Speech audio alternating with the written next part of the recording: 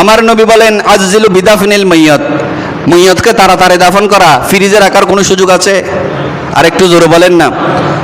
আমি অনেকবার বলেছি, কোনো মা, কোনো বাবা, কোনো দাদা, কোনো দাদি, ভাই বারাদার যারা ইন্তেকাল করেছেন, ছেলে বিদেশ থাকুক, আপনার ইউরোপ থাকুক, যেখানে থাকুক, আল্লাহর ওয়াস্তে ওই মাকে কষ্ট দিয়েন না, ওই বাবাকে কষ্ট দিয়েন না ফ্রিজের ভিতর রেখে।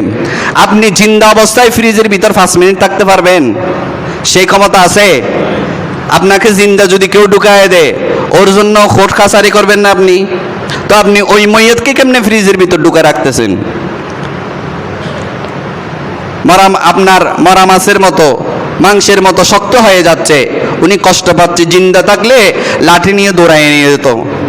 বলছে আমাকে তাড়াতাড়ি কবরস্থানে দেয়, ফ্রিজের ভিতর দিছিস কেন? আর ফ্রিজের ভিতরের ফজিলত কি? ফ্রিজের ভিতর রাখবেন, উনি আপনার কাতার থেকে আসবেন, সৌদি আরব থেকে আসবেন, আবুধাবি থেকে আসবেন, দুবাই থেকে আসবেন, এসে চেহারা দেখে এটার লাভ কি আমাকে বলেন? কোনো লাভ আছে? অনর্থক ওই ছেলের জন্য মাকে কষ্ট দিলেন, ওই ছেলের জন্য নিজের বাবাকে কষ্ট দিয়ে ভাই বারাদারকে কষ্ট দিলেন। এরকম যদি কেউ রাখতে বলেন, পরামর্শ দিবেন, ভাই তোর জন্য মাকে যদি আমি ফ্রিজে রেখে দিই, এটা মায়ের বড় কষ্ট হবে। মাকে তো আমি সারা জীবন কোনো উপকার করতে পারি নাই, অপকারটা আমি মওতের পরে করতে পারবো না। তোর যদি ইচ্ছে থাকে তুই এসে আমরা জানাজা পরে মাকে দাফন করে দিই, তুই এসে মায়ের কবরে চোখের পানি ছেড়ে সূরা ফাতিহা, সূরা ইখলাস পরে তেলাওয়াত করলে এটা তোর জন্য বড় ভালো হবে। ঠিক কি না? পরামর্শ এটা দিবেন, ফ্রিজের ভিতর রাখার পরামর্শ দিয়েন না, অনুৎসাহিত করবেন।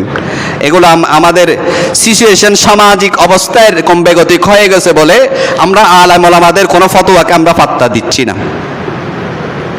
হুজুর জিজ্ঞে হব আর জিজ্ঞে মনে হয় কেউ। এখন হুজুর আর কি বলবে? হুজুর যা বলার বলছে, আপনি না মানলে হুজুরকে আপনাকে জোর করে মানাবে নাকি? তো আপনার জন্য, আপনার অবহেলার জন্য, আপনার জ্ঞানহীনতার জন্য, আপনার আবেগের জন্য আপনি আপনার মারা মা বাবাকে কষ্ট দিচ্ছেন।